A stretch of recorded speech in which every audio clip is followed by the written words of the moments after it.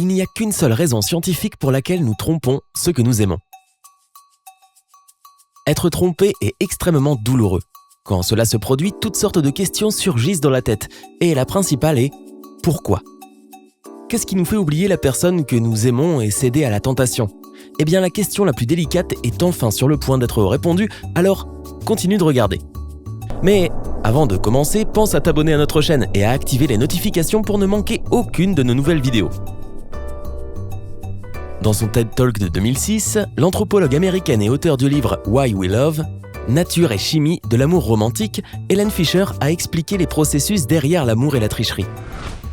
Avant de commencer à parler de la partie infidélité, nous devrions d'abord en savoir plus sur l'amour, n'est-ce pas ? Selon le Dr Fisher, l'amour romantique n'est pas une émotion, c'est une pulsion. Et ce moteur est bien plus puissant que le sexe.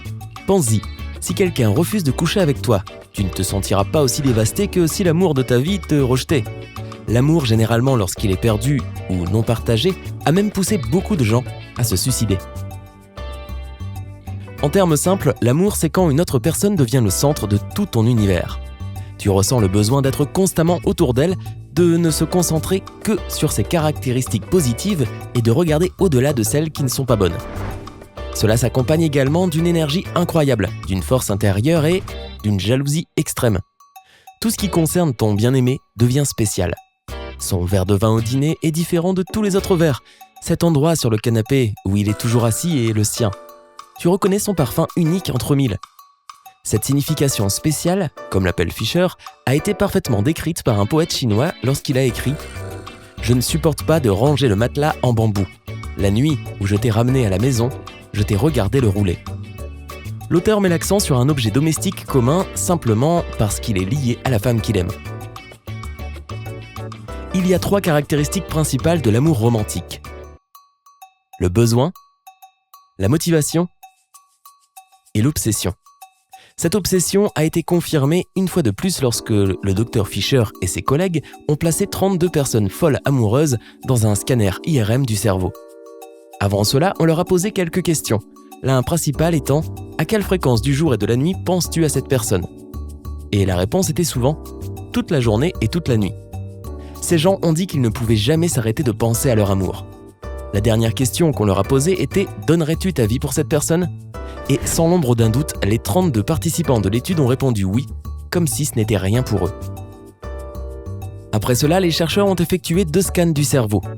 L'un lorsqu'ils regardaient une photo de leur bien-aimé et l'autre lorsqu'une photo neutre leur était présentée. Dans le premier scan, leur cerveau s'illuminait. Ils ont trouvé de l'activité dans une multitude de régions cérébrales, y compris celle qui est stimulée lorsque tu ressens la montée de la cocaïne ou que tu as un orgasme. Et c'est exactement pourquoi l'amour romantique n'est pas une émotion. Elle vient de la partie motrice de ton esprit, celle qui veut. Plus tu es amoureux, plus ton système produit de dopamine. La dopamine, à son tour, active la partie de ton cerveau qui est responsable de ta motivation et de ton désir de récompense. La même chose se produit lorsque nous avons envie de quelque chose de sucré, comme le chocolat, et que nous l'obtenons. Mais si tout est si merveilleux et étonnant, alors pourquoi les gens trahissent leurs proches en les trompant ? Le fait est que l'amour romantique n'est qu'un des 3 systèmes cérébraux qui ont évolué à partir de l'accouplement et de la reproduction. Le premier est la libido, la soif de gratification sexuelle. Selon Helen Fisher, c'est comme une démangeaison neuronale intolérable qui te perturbe comme si tu avais faim. Le deuxième est l'amour romantique lui-même, dont nous avons déjà parlé. Et le troisième est l'attachement, un sentiment de calme et de sécurité avec ton partenaire de long terme. Selon l'opinion d'experts du Dr Fisher, tout cela a une sorte de sens darwinien, c'est-à-dire que chacun a évolué dans un but spécifique. Notre désir sexuel nous amène à chercher un partenaire potentiel. L'amour romantique nous permet de concentrer notre énergie d'accouplement sur une certaine personne. L'attachement nous permet de nous tolérer l'un et l'autre, au moins assez longtemps pour élever des enfants ensemble. C'est logique, n'est-ce pas ? Cependant, les choses se compliquent parce que ces 3 systèmes ne fonctionnent pas toujours dans cet ordre darwinien parfait.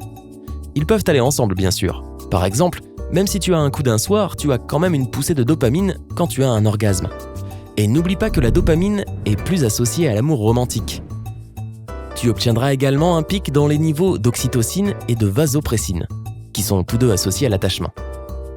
C'est pourquoi lors de rapports sexuels occasionnels apparemment dénués de sens, il est toujours possible de ressentir une union cosmique inattendue mais agréable avec quelqu'un.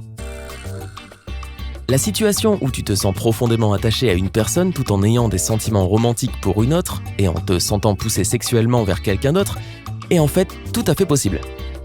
En bref, nous sommes capables d'aimer plus d'une personne à la fois. Tu peux même t'allonger au lit la nuit et passer de sentiments profonds d'attachement pour une personne à des sentiments profonds d'amour romantique pour une autre. C'est difficile de réaliser et d'accepter tout cela, mais c'est ainsi que fonctionne notre cerveau humain incroyablement complexe. Fisher a conclu son discours en disant qu'elle ne pense pas que nous soyons un animal construit pour être heureux, mais plutôt un animal construit pour se reproduire. Néanmoins, nous pouvons encore former de grandes connexions et trouver le bonheur, ou le faire nous-mêmes. Quelles sont les perspectives ici ? C'est bon ou mauvais ? Eh bien, Hélène Fisher et la plupart des autres experts dans ce domaine sont convaincus que, malgré tous ces processus biologiques, il y a encore une certaine magie inexplicable dans l'amour. Il y a toutes sortes de raisons pour lesquelles nous tombons amoureux d'une personne et non d'une autre, y compris le timing, la proximité et même le mystère. Je pense que nous sommes tous d'accord pour dire que nous sommes habituellement attirés par des gens qui semblent mystérieux, n'est-ce pas ? Et c'est en fait lié au niveau de dopamine aussi, puisque le mystère élève ce produit chimique dans notre cerveau, nous poussant au-delà de ce seuil et dans les bras de l'amour. Nous avons aussi tendance à tomber amoureux des gens qui correspondent à notre carte de l'amour, comme l'appelle Fisher. Il s'agit d'une liste inconsciente de traits admirables que tu as construits dans ton enfance. C'est cette image de ce que devrait être ton partenaire parfait. Et ce qui est amusant ici, c'est que quoi que tu fasses, tu ne peux pas piéger quelqu'un pour qu'il tombe amoureux de toi. D'un point de vue biologique, c'est impossible. Soit tu craques pour quelqu'un, soit tu ne craques pas. Et personne ne peut changer ça, pas même toi. Et bien que nous soyons biologiquement enclins à être infidèles, il est important de se rappeler que nous sommes les seuls à pouvoir nous contrôler. Et être honnête et loyal est sans aucun doute la meilleure façon de procéder. Et toi, on t'a déjà trompé ? Si oui, comment l'as-tu surmonté ? Raconte-nous dans les commentaires ci-dessous. N'oublie pas de t'abonner à Sympa.